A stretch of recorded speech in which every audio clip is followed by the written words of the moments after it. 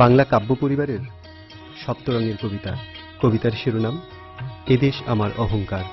লিখেছেন মনি জামান।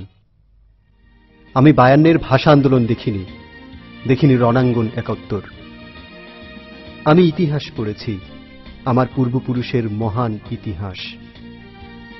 আমার পিতামহের বুকের তাজা রক্তে ভেজা এ মৃত্তিকা। এ মাটিতে ঘুমিয়ে আছে আমার পিতা, এ মাটিতে ঘুমিয়ে আছে আমার ভাই রফিক, শফিক, সালাম, বরকত। আমার ভাইয়ের বুকের তাজা রক্ত মিশে আছে আমার প্রতিটি রক্তাক্ত বর্ণমালায়। আমি লিখছি আমার মায়ের ভাষায়। আমি বাঙালি, 21 আমার। আমি স্বাধীন দেশের একজন প্রজন্ম।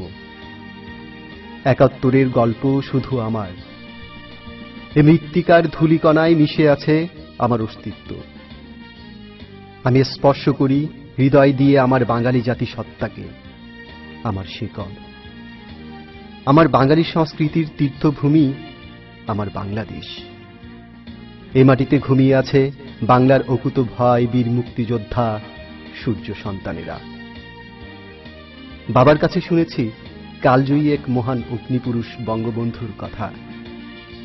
এই ইতিহাস বাংলার, এই ইতিহাস শুধু বাঙালির।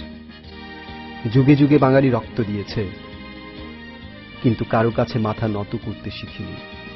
কারণ বাঙালির রক্তে মিশে আছে বিদ্রোহী নজরুল আর বিপ্লবী বজ্রকণ্ঠ বঙ্গবন্ধু শেখ মুজিব।